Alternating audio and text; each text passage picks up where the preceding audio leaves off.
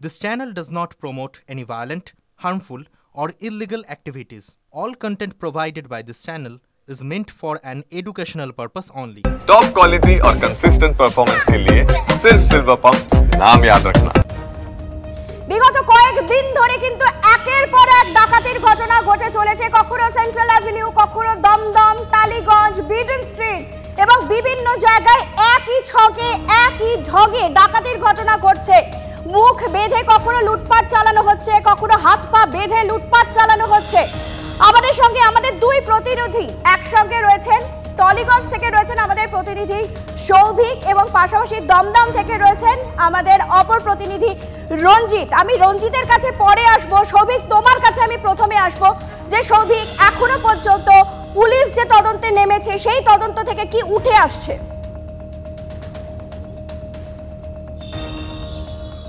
দেখো, যেহেতু তদন্ত একেবারে প্রথম দিকে পুলিশ যেটা জানবার চেষ্টা করছে, যেহেতু এই বাড়িতে 10 ভরির মতো সোনা চুরি গেছে, ডাকাতি হয়েছে এবং পুলিশ যেটা সন্দেহ করছে কোনো পরিচিত ব্যক্তি ঘটনা ঘটিয়েছে কিনা। কারণ এই বাড়িরই ছেলে, তার আগামী এপ্রিল মাসে কিন্তু তার বিয়ে ছিল এবং সেই বিয়ের জন্যই সোনা বাড়িতে ছিল এবং সেইগুলো খবর পেয়ে কি আততায়ীরা আসলো। এবং আমি তোমাকে দেখাবো যে এই যে ফ্ল্যাট, এই ফ্ল্যাটেই কিন্তু আততায়ীরা আজকে ঢোকে এবং প্রথম অবস্থায় মহিলা যখন বাড়িতে ঢোকে, যখন ফ্ল্যাটে ওঠে, তার যেটা বক্তব্য, কেউ একজন উপরে, অর্থাৎ এই যে এখন যে জায়গাটা দেখানো হচ্ছে এই সিঁড়ি দিয়ে উপরে কিন্তু কেউ লুকিয়েছিল।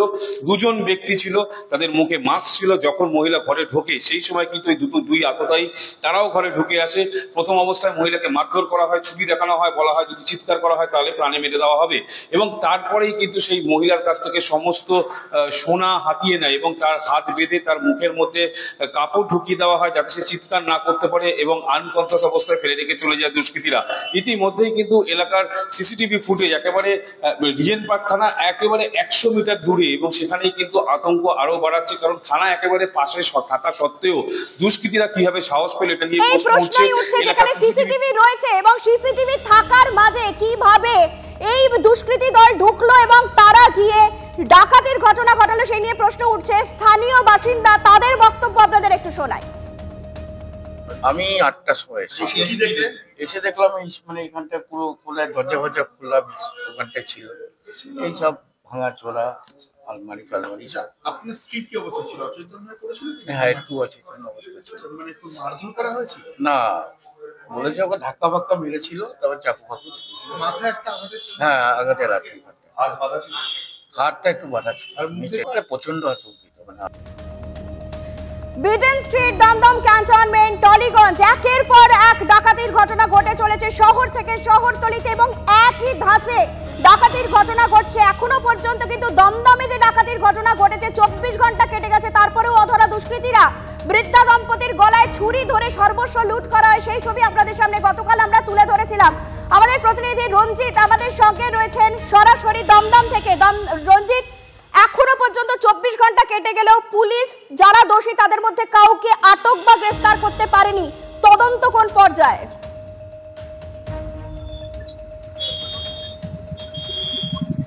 দেখো, 24 ঘন্টা নয়, দীর্ঘ 29 ঘন্টা কেটে গেছে, অভিযুক্তরা অধরা। পাশাপাশি তদন্তকারী আধিকারিকরা লিড পেতে বেশ কিছু পারিপার্শ্বিক তথ্য প্রমাণ নমুনা সংগ্রহ করেছেন এবং সিসিটিভি ফুটেজ যে খতিয়ে দেখেছে সেখানে কিন্তু অস্পষ্টভাবে, অর্থাৎ দুষ্কৃতী যে 7 জন ঢুকেছিল ডাকাতির উদ্দেশ্যে তাদের কিন্তু মুখটা বাঁধা ছিল, সেই কারণে তাদেরকে চিহ্নিতকরণ করা যায়নি।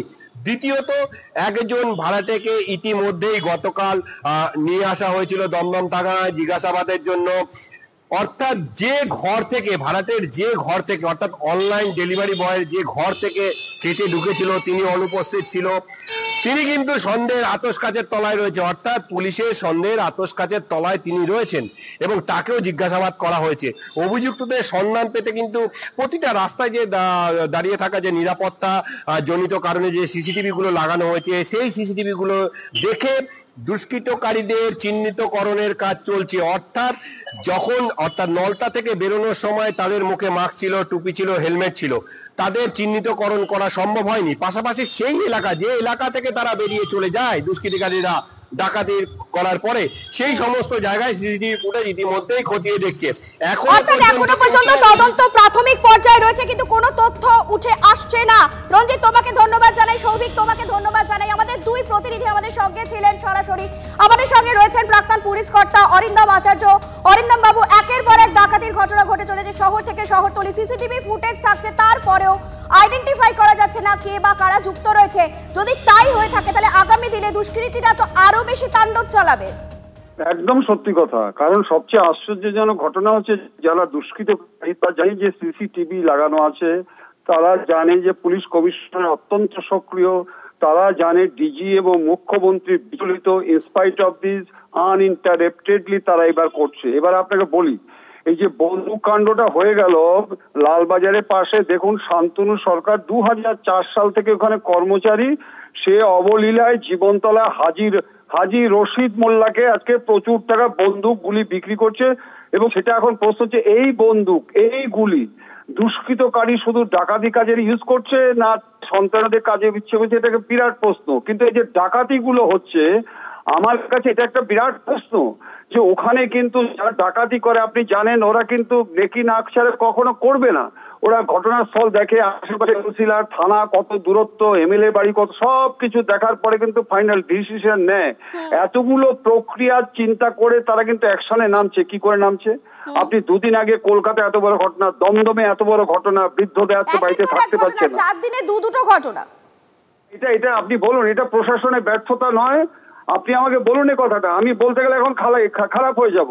যে কোনো সাধারণ মানুষকে জিজ্ঞাসা করুন যে বিয়ে বাড়িতে পর্যন্ত আজকালকার মেয়েরা ওখানে কিন্তু আজকে গয়না পরে যাচ্ছেন। আমি 2টো বিয়ে বাড়ি অ্যাটেন্ড করলাম, আপনি কত বড় লজ্জা দেখুন যে বাংলাদেশেও যদি অনুষ্ঠান হয় মেয়েরা যদি শাড়ি পরে, বড় ফাঁক থেকে যাচ্ছে। আপনার কথায় অন্তত তা স্পষ্ট। অনেক ধন্যবাদ অরিন্দম বাবু। অরিন্দম আচার্য, প্রাক্তন পুলিশ কর্তা, তার সঙ্গে কথা বলছিলাম। তিনিও এই গোটা বিষয় নিয়ে যথেষ্টই আতঙ্কিত এবং তিনি বলছেন যে এই ঘটনা বারংবার যদি ঘটতে থাকে তাহলে সাধারণ মানুষের মধ্যে একটা ভয়ের সঞ্চার হবে। আবার একই ঘটনার পুনরাবৃত্তি, বাড়ি ফাঁকা থাকার সুযোগে দরজা ভেঙে সর্বস্ব লুট। আর এবার নদিয়ার শান্তিপুরে লুটের ঘটনায় চাঞ্চল্য ছড়ালো। নগদ টাকা, দামি জিনিসপত্র নিয়ে গায়েব দুষ্কৃতীরা মেয়ের কাছে গিয়েছিলেন গৃহকর্ত্রী, সেই সুযোগে লুটপাট। কলকাতা, দমদম থেকে নদিয়া, অর্থাৎ শহর থেকে জেলা, কোনো জায়গায় বাদ যাচ্ছে না। দিকে দিকে দুষ্কৃতীদের দৌরাত্ম্য বাড়ছে। কোথায় পুলিশের নজরদারি উঠতে শুরু করেছে প্রশ্ন।